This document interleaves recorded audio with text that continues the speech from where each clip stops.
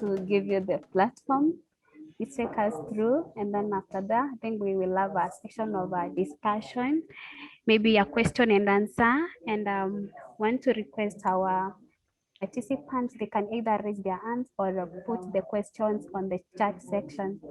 Yeah, so welcome Bob and Anna, you're welcome. And to our participants, welcome to this session. Looking for a productive session. And to you, Bob. Thanks ever so much. I guess, given that we're a small group, it might be a good idea if we introduced ourselves and said where we come from and do what we do. If I look at my screen and just ask people to say who they are, and I think a fair number of you know each other already anyway and have spent your time in Dundee and Ireland and what have you. But Jen, do you want to kick off? Yes, I'm Jen. I'm based in Norfolk in the UK. And I met you yesterday in another workshop. And what do you do, Jen? I'm being a person at the moment. But as Anna alluded to, I was doing a PhD in community development, looking at practice learning between practitioners. Great, brilliant. Go on, Anna.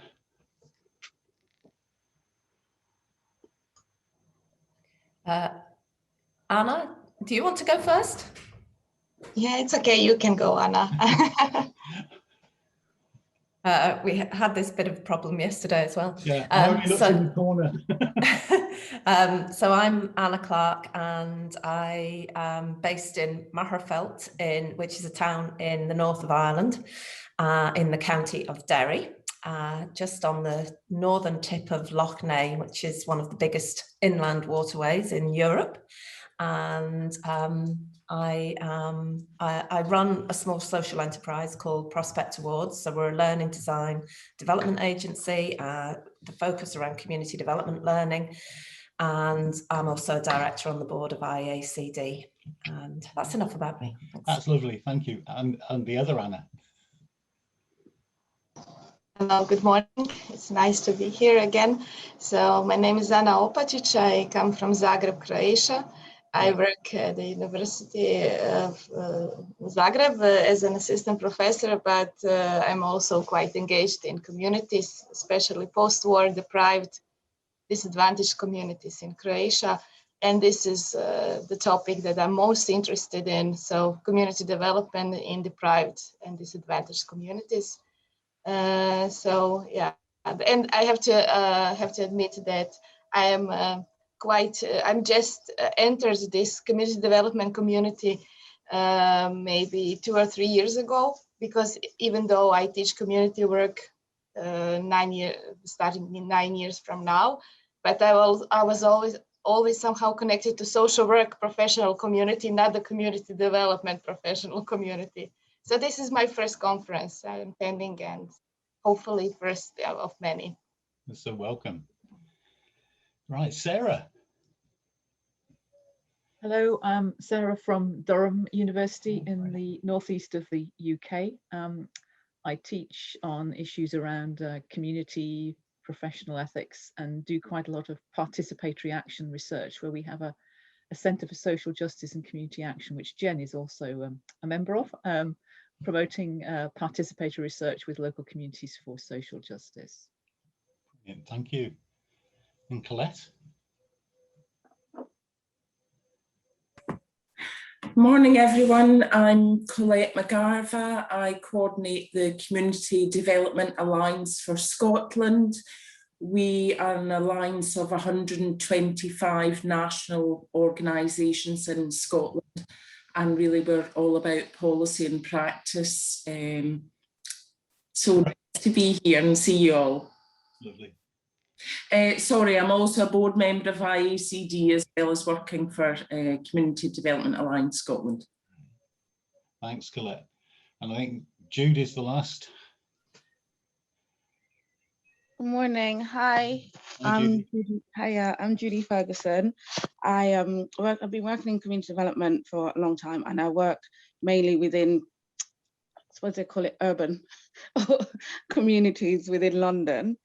And at the moment I'm working within housing. And I'm particularly interested in this workshop because of the title, because I'm very frustrated with how the organisation within housing itself, how the sector operates, kind of a top-down kind of scenario of community engagement practice. And so that's me, really. Brilliant, thank you.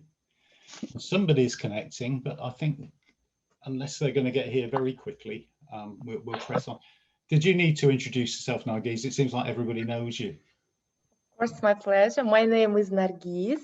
I'm a part of Inclusive Practices team, Georgia, Ureki. I was born in Kazakhstan. And 3 years ago, I moved with my children, with my family here in Georgia, and I'm a participant of Inclusive Practices Village. And tomorrow I will share with my experience with you at workshop. So I'm glad to be here with you today. Thank you, Bob. Thank you, Anna. Thank you. That's brilliant. Okay, I'm going to say something quite sad in the first instance. When this workshop was thought about over 2 years ago, there were two of us. I'm a practitioner. The other guy was a management consultant come academic, a guy called Richard Davis. Unfortunately, Richard died about 4 weeks ago, and actually wouldn't have made it to Nairobi if this had happened last year. I think the tale of the title of this is down to Richard. He was the guy that was looking, who was the systems fella. I hope I'm going to represent or be able to share his perspectives, at least in some part, because as I say, I come from a very practice base. I'm also probably a lot older than most people in this workshop. I'm in my 70s. I've been retired since 2006, but the moment I retired, got asked to do stuff, and I think some of you are going to find that as well as life unfolds. But anyway, I'll share the screen and go into what I'm planning to do is a presentation which tells a particular story. I think it's a story that you could apply to housing. I think it's a story that you could apply to a whole range of I guess the interface between citizens and their local governments or national governments and so on. The world that I work in, and I've worked in for quite a long time now, is the world of the very excluded, people with autism, often autism with learning disabilities, often autism with mental health problems as well. And in the world of people that have got placed in terrible private hospitals and restrictive circumstances, custodial care. And the work I do these days is largely around enabling those people to move back to community. But hopefully this will all unfold as I make the presentation. Do feel free to sort of interrupt. There will be times in the presentation when we're going to, I'll be, okay. So yeah, this, where I was referring before, that what I'm particularly into is the relationship between government and communities, and this towards a full system logic was Richard's particular take. As I say, I'm going to try and explain what he meant as we went, but it will be in my terms. But what I'd like to start off with is, I think there's something we've discovered over the 50 odd years now I've been involved in public services and communities. Nothing has changed for me, but the world seems to have changed around me. I still believe that everything starts with community. And I just wanted to throw that up at the beginning because of that's the framework within which I'm going to present this. I think it's a key message for governments and policymakers everywhere, but it's not a message that, to my belief, that anybody's hearing. And I'm particularly angry with the notion that everything is about money and services. I wrote a book called Much More to Life Than Services in 2010, and on the basis of our experience of working with the most excluded people. And that's how I met Richard, in fact, because of 2 years later, he knocked on my door and said, "You seem to be doing what we've been talking about, and you've done it without knowing what we were researching." And I'll unpick that as well as we go. So just to talk about me a little bit, I've just mentioned Much More to Life Than Services. We did a book afterwards. In common with John McKnight, we also called it the Green Book. I think although John's book was never called the Green Book, it just became that. I started my career in youth and community work, ended up in psychiatry, then running child and adolescent psychiatry services in a county in England. Got headhunted from that when there were scandals around what was happening to children with intellectual disabilities, autism and complex needs in the city of Birmingham. As a result of the work we did there, ended up leading the disability services in part of the city, started deinstitutionalising, closing long stay institutions. And then there was a big scandal at a place called Borough Court.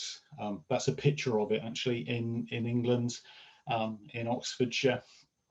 That led to a complete change of national policy, which was supposed to lead to the closure of the huge institutions that we segregated so many of our disabled people within. We'll go on to what happened as a result of that. And I, because of the work I was doing in the Midlands, got asked to provide a report for government, and then got asked to implement that report, and ended up having to set up an independent organisation to do some of the work, particularly the work around the most abused people. And I guess a hell of a lot of what I'm going to talk about was stuff that we learned in the years between 1990, when we set up Tax UK, and when I retired in 2006. And then what I've been doing subsequently with a little not-for-profit organisation that we set up because we were asked to help with similar issues. We were asked by commissioners, we were asked by families, we were occasionally asked by governments, and I've had the privilege of having a look at what's going on in various places around the world. And I guess when Richard and I planned this session, what we were trying to find out was whether or not our experience in the UK was the experience of other parts of the world. And I'm wondering whether, given the group we've got today, whether we're going to find that out. But let's see what happens as we go. So the question that I wanted to challenge everybody with was, what is it that gives rise to children and adults with these very challenging or complex diagnoses, ending up so often, certainly within our culture in England, Scotland, Wales and Ireland, being locked up, incarcerated, institutionalised, secluded, frequently restrained, often assaulted, often abused in our experience. What is it that causes that? And is there a better alternative? That's the question I'm begging today. That's the question we set out to ask ourselves, although we didn't know we were asking that question, I think, back in 1991.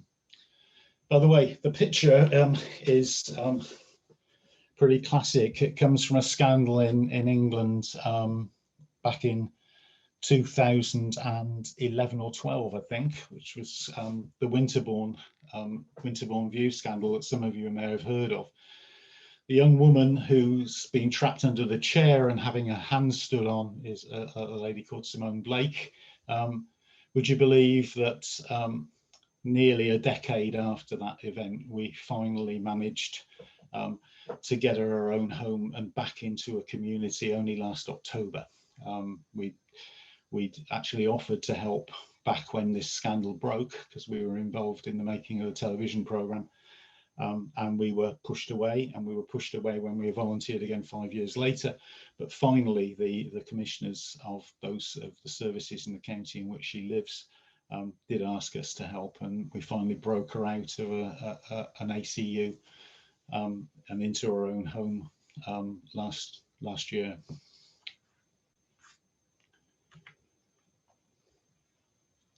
So as I say, when we started this process after the Borough Court scandal, the silent minority, our starting point was actually, we don't know what to do. And what we did know is what we did know didn't work. In fact, when we were asked we got to the point where we were commissioning the closure of a couple of hospitals that were associated with this group, and we found that there were over 100 people, there were 108 people whose behavioural challenges were such that we felt that there were no services out there that were going to do anything other than had happened to them previously, and we were basically saying we needed to start again. And we were challenged by our commissioners, who are a regional health authority, to either place those people in special hospitals or to get on and do it ourselves. And we basically ethically said we can't not do it ourselves, but we actually don't know what to do. So we started looking at what we thought were the key issues. And one of the big helps for us was an organisation in Canada called Plan, based in Vancouver, with Alamansky and Vicky Kamak. Those of you that are involved in ABCD have probably come across Al. And what we learned from them, and this is a family-led organisation, was that where they were coming from was that they didn't concentrate on meeting needs and deficits. They instead concentrated on trying to find out what a good life would look like for an individual, and then to actually start to work to achieve that. So essentially what we were finding ourselves doing over and over again was asking people what really matters to you. What does your good life look like? And very often when we're training people, we would say to a group of professionals, a group of families, or a group of people with disabilities, what does your good life look like? And what we discovered was that there are some real universal truths. Well, we didn't discover it, Plan discovered it, and Ashoka, on the basis of Plan's work, also discovered it when they asked lots and lots of their international members what mattered to them. Members in the sense of their donors, but also their beneficiaries all the way around the world in different places. And I believe it was thousands and thousands of people that were asked. And what was discovered was that at the core of humanity, there seems to be 4 or 5 key requirements. And these essentials are about having loving and caring relationships, having a sense of belonging, which seems to be the most fundamental thing, having enough wealth, and that doesn't mean being rich, but it means having enough wealth to be able to exercise some choice in our lives. And very, very importantly, being a citizen, having the opportunity not just to be the beneficiary of the, if you like, the social capital and goodwill of others, but being able to contribute to the benefit of the society and the community in which you live. Having a place that you could call home, where you can be yourself, and a place, and essentially what the people that researched this were arguing was that if those first 4 criteria are met, then the safety and security that is derived from the satisfaction of those needs actually is the 5th criteria, which basically gives people real security and a real feeling of being in control of their lives.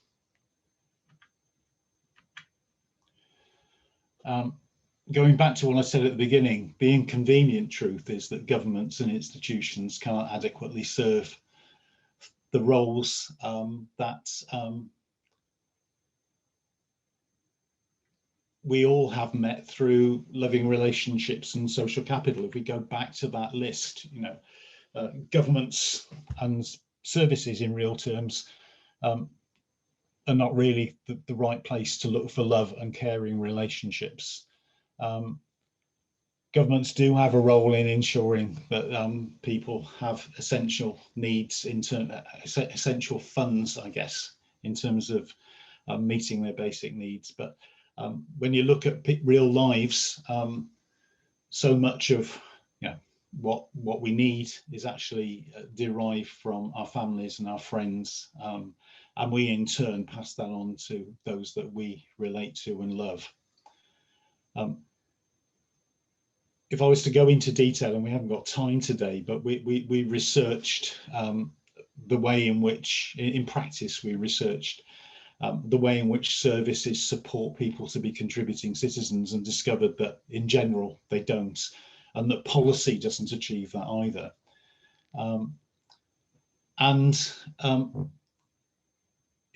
The people that we work with, and so many other people who are deemed to essentially need the protection of society, end up in not places that are homes, but places that are congregate settings. I will tell a brief story here. When we were learning from Plan, and I and a colleague went and spent quite a long time working alongside Plan over in Vancouver, I met a lady who'd spent most of her life in a long stay institution. She had in her 60s found a home of her own, was receiving a direct payment or a personal budget. She was employing the support that she wanted, and I got to know her and asked her what had really changed for her, and she pointed to her home, and she said, "Look, when I come home every day now, Bob, I take my mask off." And when I asked her to unpack what she meant, she said, "Well, when I come home, I'm coming to a place where nobody is recording anything about me, nobody is telling me how I should live.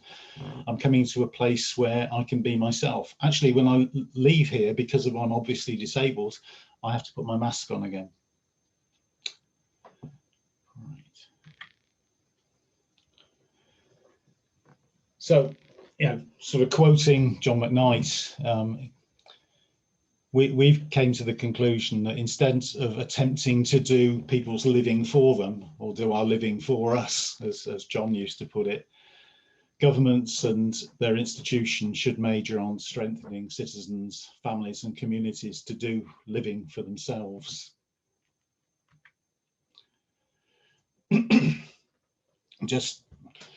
guess with this audience, everybody knows this stuff, but and do stop me if I'm teaching you to suck eggs. But one of the things we share regularly with public sector people, local government people, health authority people, is this this quote out of Careless Society from John, where he says, "We've reached the apogee of modern service society when the professionals and government and business can say to the citizen, we're the solution to your problem. We know what problem you have.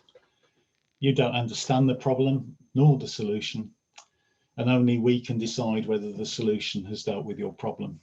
Now, that was written in 1995.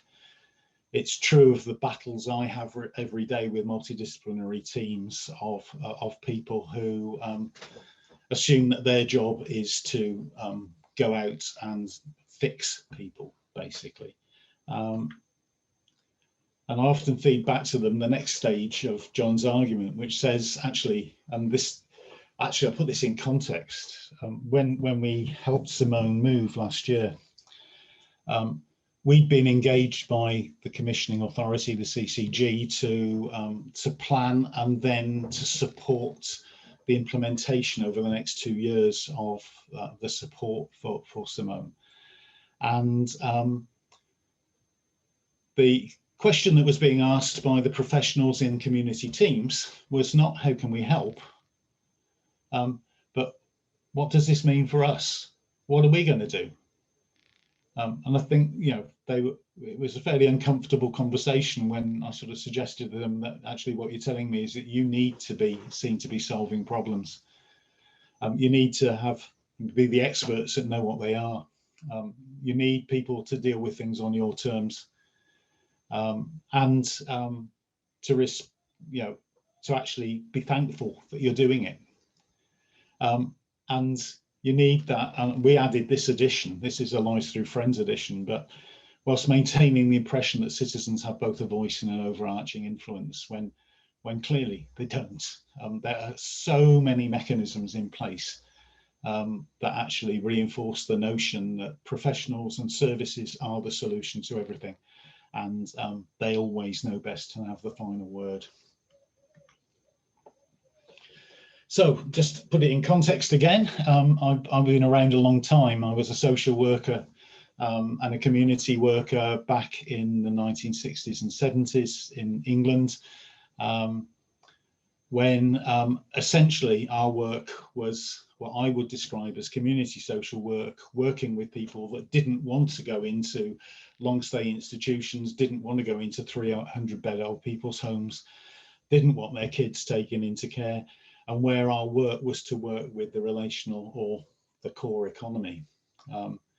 But in the 80s and 90s, in the Thatcher era, and it was reinforced in the Blair era with regulation, we changed the role of those professionals to be professionals who actually managed the market, who established what people's needs were, whether or not they were severe enough to be eligible for help, and if they were eligible for help, then to go out and shop in an increasingly large marketplace of social care, as it was, instead of social services. And I think the change in language is very, very significant. And essentially what I now see is people who call themselves social workers who are actually just effectively financial and service brokers. And concurrently, as we've already recognised, that system has lost, Mike Green's perspective, which is that there are two tools for care. The care that comes from each of us to each other, the unconditional care of relationship that comes from citizens, and then citizens coming together in association, and that doesn't necessarily mean in an organisation in a constituted form, and the care that comes from things that professionals and skilled individuals can only do, that needs to be provided by government and its institutions. We find the hammer and the saw as the means to make something that's actually sustainable and robust, is a really, really important sort of image. So we said, our practitioners have become process people. They've become bureaucrats. They've become apparatchiks, in my view, and but they still hold conferences, as they did in 2019, promoting the importance of human relationships. But it's not actually what the system is doing, and I think this is where we're sort of falling into where Richard would come from. And the consequence of what they're doing is not only crap for people. Our experience and the experience of the people that have researched things like John Seddon and his crew at Vanguard Method, is that the system actually continually fails people, and that's our experience. If the process is about buying something which ignores the importance of the relational or core economy to individuals, the fact that the relational or core economy is where the vast majority of core human needs are met, then if that's totally ignored, then it's not surprising, as is the case with people that I see every day, that people go through a process of being placed, in circumstances which cannot possibly meet their needs if they're complex and challenging, which invariably fail and often collapse in crisis, with always an assumption that you need to spend more money and throw more people at not therapy but control. So if we look at it in these two terms, if you want to check, look at the locality report that was basically revised in 2018, which I think is called Saving Money by Doing the Right Thing, but you've got the link there, and you know, just a recent report on the area that I work in, which basically says thousands of people with learning disability and or autism are locked away in modern day asylums at increased risk of abuse despite government promises. At least, well, more than 2,000 people, it's nearly 3,000 if you look at the whole of the UK, still locked away in mental health hospitals, most of them private, often many miles from home. Families and charities warn that they're in danger of physical and emotional abuse. Actually, it's more than a warning. The actual facts and figures show that restraint and seclusion are increasing every year.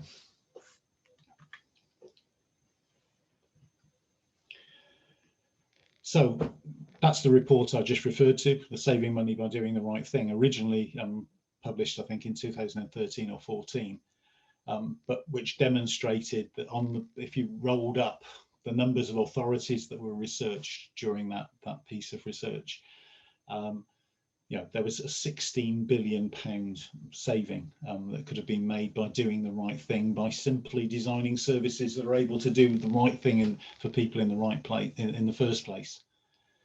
And also, the report challenges the notion that standardized packages and economies of scale have any place in human services. So coming back to my experience, for the last 30 years at least, our practice, firstly in Intact and then in Life Through Friends, has been about addressing those core human needs. And what we've developed over that period of time, from our, you know, every time we've asked a question, we've looked at who may have the answer to that question, and I'll sort of refer to our sources as I go through this list. We don't think there's a toolkit for working in the area that we're working in. We don't think that there's a model as such, but we do think there's a framework that's still evolving. It starts by spending time with people and the people who love them, as well as the professionals who've been in their lives, finding out what really matters, what a good life could look like for that person. And essentially the terminology we tend to use a lot these days is establishing a direction of travel. We don't believe that you can get there in one jump. You can't just commission a service and solve a problem for people with who've had their very complex lives really complicated even further by the service system. We are also very clear that we are in the business of where we're providing service, supplementing and complementing that relational economy. And in brief, essentially, we're in the business of helping people and the people around them help themselves. And so many of the people we work with have become, as a result of their institutionalization, completely divorced from and separated from that belonging, those core relationships that everybody needs. And so we take the view that the starting point for doing our work, and this is the stuff we learned from Alad Mansky, Vicky Kamak and the Plan families, is about building reciprocal relationships, building the scope for social capital to be in their lives, and this is priority. Alongside that, we learned about how you build support, and building support is about building teams of people who can solve problems, people who are skilled and knowledgeable, who can solve problems, who can generate possibilities, who can engage in creative thinking, and who are absolutely in tune with the notion that they're there to work with all the resources, not just to be therapeutic or pathological, if you like, professionals. Part of what we've learned as well is that people who are very complex and challenging needs get a huge amount out of and learn, basically become socialized when we find ways of enabling them to contribute to and receive from and be part of the communities in which they live. We've got loads and loads of case histories which demonstrate that. It's only when you get to that point, normally when with the people we work with, the starting point for the system is behavioural control. But in our system, behavioural management and taking the stress out of behavioural management starts with creating a decent life, starts in creating people who are not challenged by challenging behaviour in a sense. It's about staff groups that know how to actually be with people who are so frightened and so stressed and so out of control very often that you need some specific skill in enabling them to de-stress and to process differently. We're really alive, as I said right at the beginning of this section, to the fact that life's a journey. It's not an intervention episode. And we're also very clear that, well, funding is usually essential in the work we do, and often lots of funding up front.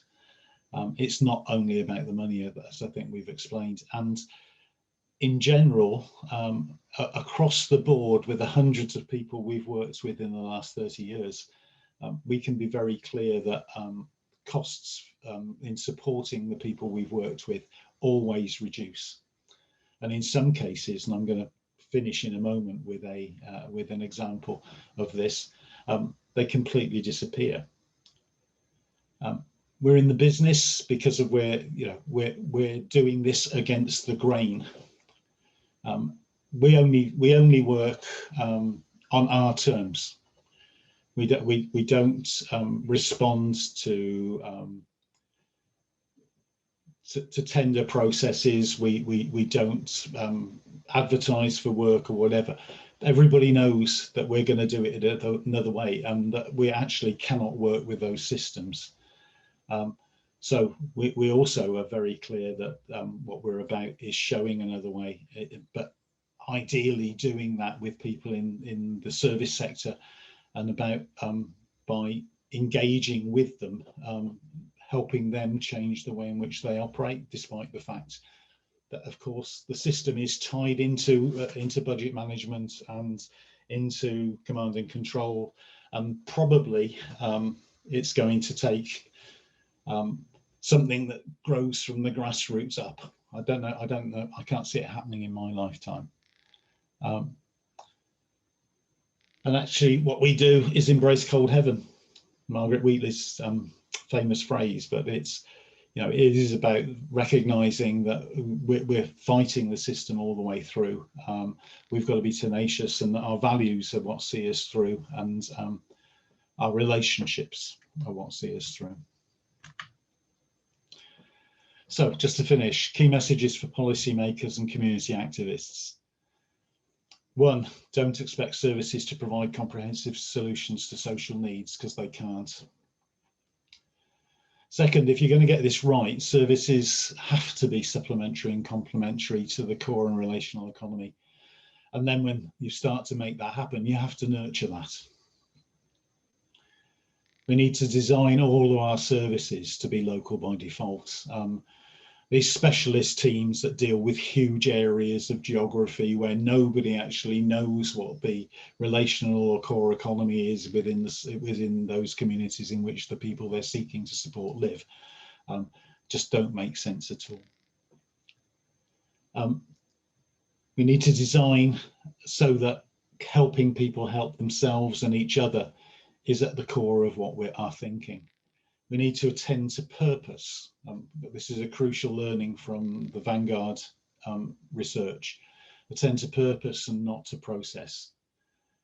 To major on value, are we actually serving the purpose? Because if we are, then costs will reduce and not cost. And essentially to expunge the market from our thinking. I said, we got loads and loads of evidence. We've written books and books of stories. This is just one little example. This is a guy called Joe Powell. Joe doesn't mind me sharing his name. In fact, he enjoys it. Joe and I often present together. Joe is somebody on the spectrum. He's somebody who had a major breakdown that left him institutionalized for 11 years from his late teens. We helped, again, I have no time to tell the story, but we helped Joe out of that circumstance by helping him take control of his life. So you can see that's Joe a few years later, getting his degree from the University of Wales. He now owns his own home. He's the chief executive of All Wales People First, the self-advocacy organisation for people in Wales. And if ever you want to hear a story, invite us along, and Joe and I will, between us, tell his story and how we got there. Sorry, wrong way. So that's it. That's how you contact me. I'm going to stop the share and then invite some comments. Because, as I say, what we looked to do was to, when we thought this up, we wanted to see whether our experience in England and Wales, was the experience that other people were having around the world. Because at that point, we were planning a book. We'd actually started to talk to some people around the world, and we were planning to do some sort of get some comparative stories from everywhere, basically. So, yes, Colette, go. Yeah, thanks very much for that. That was really interesting. My initial thoughts were, if we're considering a solution-focused approach, the first things that came into my head when I was watching your PowerPoint there was, if we had effective community engagement and effective co-production models, then potentially those are some of the solutions. And I absolutely see all those things that have happened in the past, frontline, the same as yourself. But that, for me, that's why we all have to really be very slick at how we evidence effective community engagement, regardless of what context it's in. And also the whole principle of, if community development is more embedded within social work, housing and health, the way it used to be, potentially that's where we can be more effective at, for example, care home design, etc. So I don't know if I'm actually asking you a question there, but for me it's about, if we can actually be much slicker about how we evidence effective community engagement and community development, then that impacts on the effective delivery of services, whether it be within care homes, schools, etc. Yeah. And that's what I feel really strongly about, is we really need to be much slicker about how we're evidencing community development. Absolutely. And yeah, I'll take the view. I'm involved with the co-production movement, particularly in Wales. And it feels to me as though actually it's almost disadvantaged by the fact that government in Wales puts the term co-production into every document it ever produces. But what it really means then is not what you and I think, mean by co-production. it means more consultation. It isn't actually about putting power back on the ground. It isn't about, where we were, I think we had the discussion in another setting yesterday, but the way in which we've found it most effective to work is to argue the case that co-production starts with each individual. And co-production is the process of actually putting the person at the center, the people that care for that person at the center, and helping and basically only drawing on what the state has to offer, what services and institutions have to offer when there aren't other solutions. Can I respond to that? Of course you can, yeah. So my take on that would be that services and government, that's why people pay their taxes, so that we can ensure that governments are spending our taxes effectively. So for that reason, for me, the co-production model, and in the past I've coordinated co-production partnerships, bringing together the faith sector and, as you say, individuals and community members. But if it is a bottom-up combined with a top-down approach, then in theory, we are spending resources and monies more effectively. So for me, that's what a pure co-production model looks like, is bringing all the partners together. That's right. I think, I shared this yesterday as the latest book from John Seddon called Beyond Control and Beyond Command and Control. There's a section in it called Person-Centered Services, which I think is really, really relevant, where John basically demonstrates quite clearly that as long as, and this is essentially very much an English Whitehall issue. I'm interested in whether it applies everywhere else, but because of everything is about budget control and everything is about systems and processes designed in the centre and handed down from the centre for the local to implement. It's essentially what John would argue is that you're always doing what we've just discussed in both of our contexts. You're always just doing it against the grain.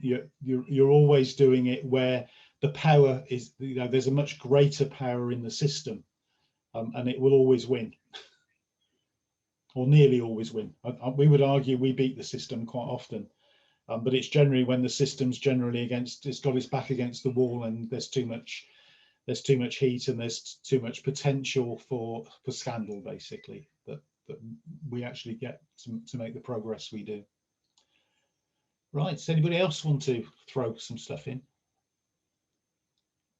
I'm really interested in where we're at in Croatia or in Kenya or.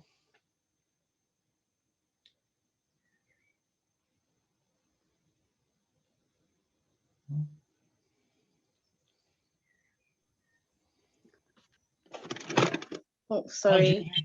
Hi. Hi. I'm having problems with my phone. Keeping it still or being in the photo, whatever it is.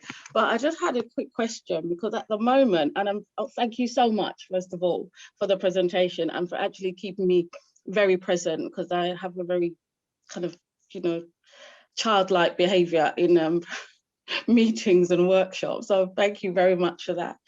And at the moment, within the work I'm doing, I've been kind of given responsibility of working with someone with learning disabilities. And when he kind of first came along to our team, it's kind of by default, because he was an apprentice, and there was no other space for him. So my manager worked his socks off to get him a space, and it's in a team. But that's a backstory that at some point I could explain further. But just jumping forward a bit, he's extremely committed, extremely hardworking. However, initially when he came to us, he got a job description because he's only there part-time. But then a manager managed to get him another space and another team for the parts, the rest of the week. He wasn't given a job description, and it went on for weeks. And for me, it got so frustrated because I really connected with him. I connected with him because I think because I've had people with disabilities in my own family and within my community network.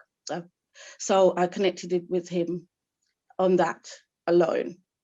And what really irks me about it all, I think if it was anybody else, that would not have happened. It would not have happened. And it's like nobody addressed it. Mm-hmm. Nobody addressed it. And I eventually forced the issue of I wrote it. I just wrote a job description, put a proposal together. This is a project he can do. And for weeks it went back and forth. I'm like, someone just sign it off. Mm-hmm. There's somebody that is willing to work, willing to do things. He needs more one-to-one support. He's got that, do something. And for me, I just would like to know, within situations like that, and if it comes up again, as a team, as an organization, what should we be doing? Because it's just not working the way it should be. And this is where the frustration for me is that there's a lot of frustrations. It really is. Because just working with the organization or working with the residents in general poses a lot of questions in terms of how we work. And it's not balanced. It's not balanced, and it probably will not be balanced in my lifetime also. But for when there's a situation like this, and I will be working with him, of course, ongoing, it's just how to kind of protect his position and keep him encouraged as part of the team. I think you sorry. Say it again. Colette said around just collating evidence. I have been doing that, collating evidence of what he's doing and how he's working, just pushing the fact that, you know what, this is a person worthy of being here. Mm-hmm. Well, I guess what you're doing is you're just reflecting everything we know, in a sense. Mm-hmm. There is so much tokenism around all excluded groups. Yeah. And the group of people I work with are particularly excluded. 1976, government in England did a survey. The question that was begged was how many people with learning disabilities, or actually it wasn't just learning disability, it was how many people who were registered disabled were in open employment for more than 15 hours a week. That was the basis of the survey, and they discovered 7% of people, and that was in the days when there were quite a lot of schemes that had been set up after the Second World War for basically disabled ex-servicemen who could come back minus arms and legs and so on. In 2006, we campaigned to do it 30 years later, and government refused to do it. But during that period, literally billions, not just millions, billions of pounds have been spent on programs which were supposed to get people with disabilities into work. Government refused to do it, but a gang of organisations got together and we did a much smaller sample, but it was still a significant sample. We discovered in 2006 that 6.9% of the people we surveyed were in open employment for more than 15 hours a week. But then we went a stage further and we re-interviewed the people that were in employment. And we discovered that only a very small percentage of them, I can't remember what it was, but a very small percentage of them were there as a result of government intervention. Nearly everybody with a profound disability who was in employment was there because of they knew somebody or their family knew somebody, or some non-governmental agency had helped them to get work. So we're still into a you know, as we say, it's from my perspective, the situation we're dealing with is systemic. It is about what really matters to the system, and the system's real issue is about control. You know, very often I work with groups of pensioners. I'm one. If I ask people where they want to spend their 85th birthday, something I learned from Cormac Russell actually, so I use it quite often. I'll start a session by asking people what they're going to be doing on their 85th birthday, and they never describe themselves as sitting against the wall in an old people's home or a nursing home.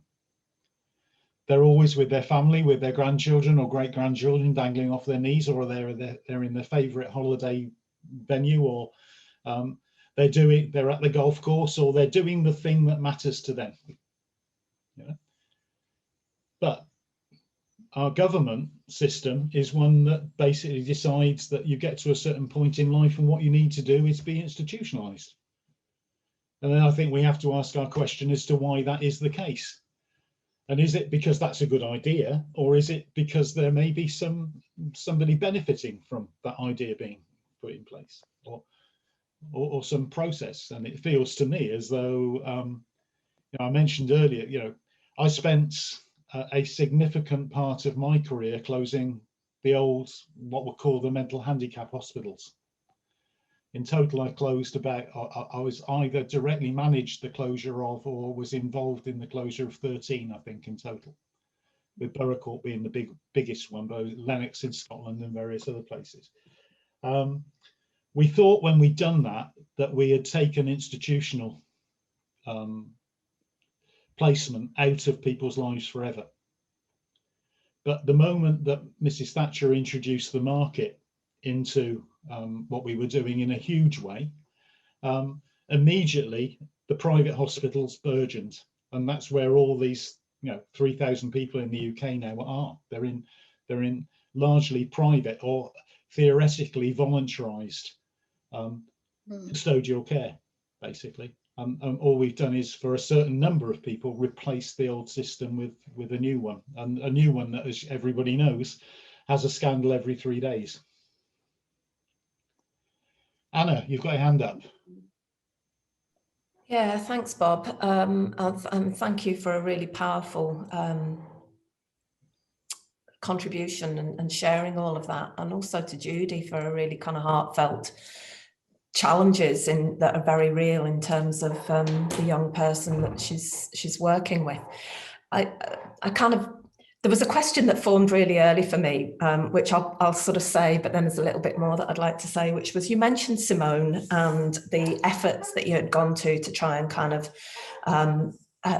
accompany her in a journey that would be transitioning to something very different. And the commissioners refused. And that kind of stuck with me, you know, why would they do that? And I think what you've just been saying to some extent kind of touches on some of that. But also generally, I have this kind of sense of the relationship, the intersection between kind of a rights-based approach here in terms of what we're talking about and an asset-based approach. And I absolutely get the asset-based approach and the criticality of putting people at the centre of that. But nonetheless, this system is set up and there are players colluding to maintain it and perpetuate it, which is very much about eroding and denigrating the rights of people. And that system needs to change, as well as us recognising that people should be at the forefront of making decisions about their own lives and being able to shape that good life and, you know, express that. And you know, I'm just kind of like, how do we get to that point where the rights-based approach and the asset-based approach melds and we strip away all the collusion and everything else that's causing the problems to get to what is right and what people want? Yeah, And that's my question, Bob. And it's the question we struggle with every day.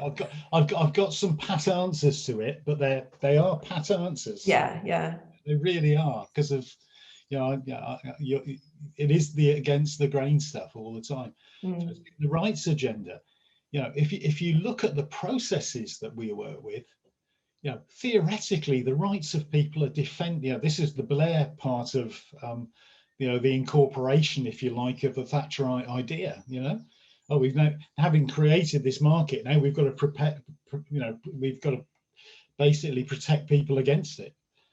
And so that there are, you know, instead of doing work with people, my old profession of social work, people are doing work ensuring that the regulatory system is addressed, that there are DOLS meetings, that there are best interest meetings, but the outcome of those, all of those processes in most cases is actually to strip people of their rights rather than to reinforce them. Their process is to justify taking people's rights away. You know? That's essentially what my day-to-day experience is. And for us, the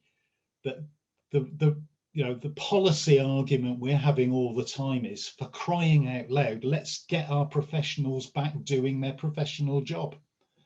Let's get people back working in communities. Let's get people back working with, you know, with the core economy, with the relational economy. Let's get, let's start with children. Let's start preventing kids going into institutional settings. Let's stop taking kids out of mainstream education and start to put the support to kids into mainstream education. All the stuff that keeps people connected with their friends. You know, I know with my own kids, they grew up in a community where some of their friends had learning disabilities. One of my son's friends at junior school, and somebody he really looked out for was somebody who was pretty far along the autistic spectrum.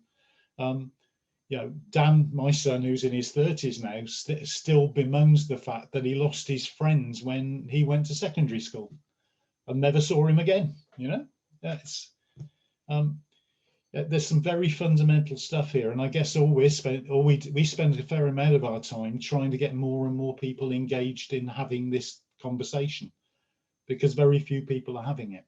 You know? Anna.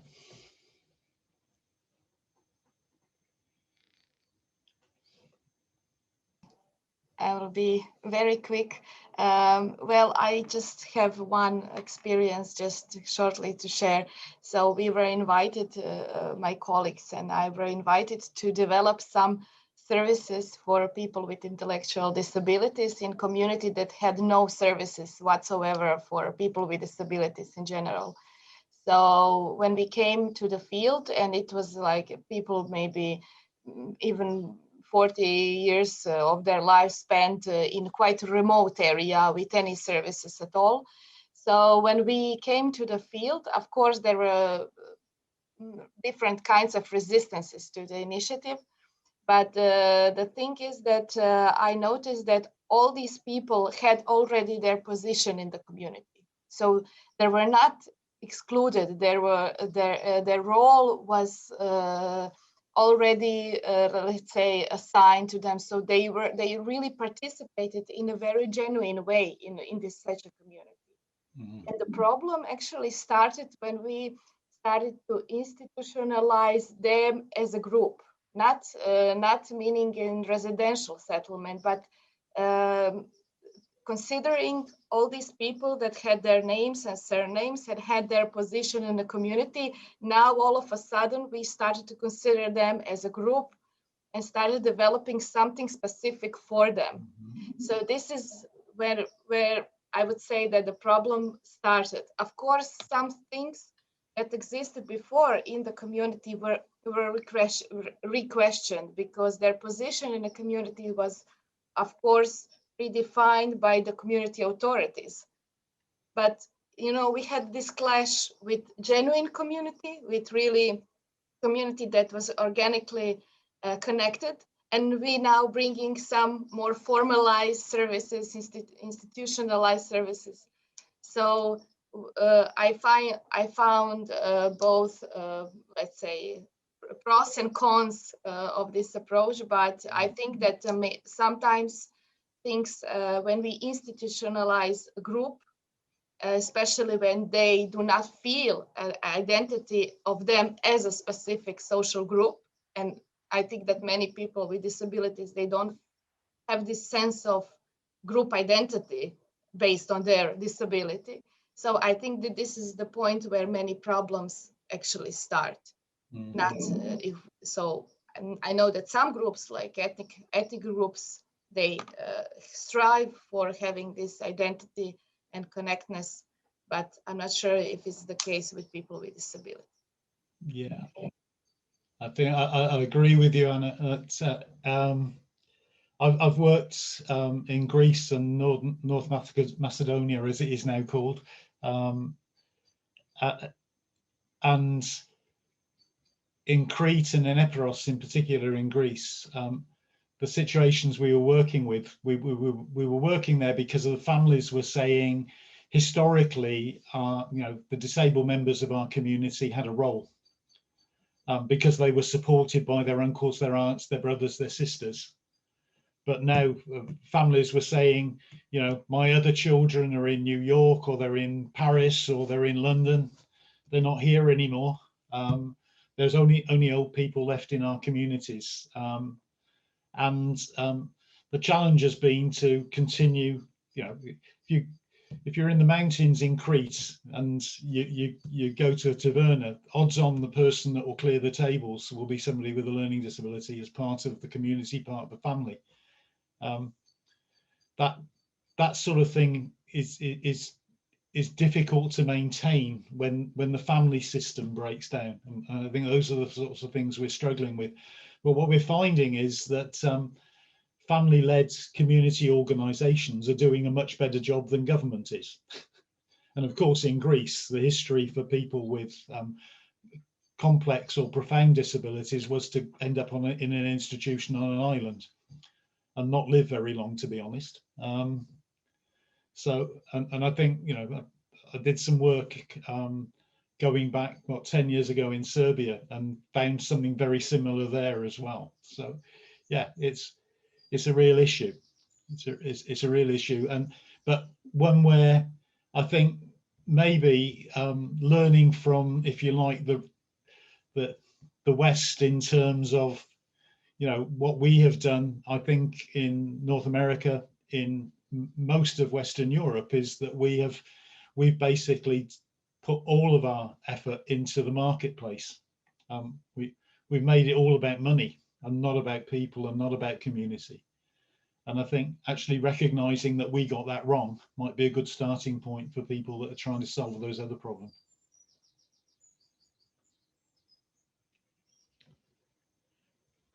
Well, our 70 minutes is up. Has anybody got a parting word? Well, just to thank you very much, Bob. It's been a very interesting and challenging discussion. I was going to follow on from Anna's comments about rights and yours about the kind of institutionalized rights, and thinking that we need the concept of human rights, don't we? Which is what people are due qua human beings, not as institutionalized human beings already, and maybe even the concept of capabilities, which is a kind of adjunct to human rights, in addition to the assets, could be useful for conceptualizing it. But thank you very much indeed, and I'm sorry we've run out of time.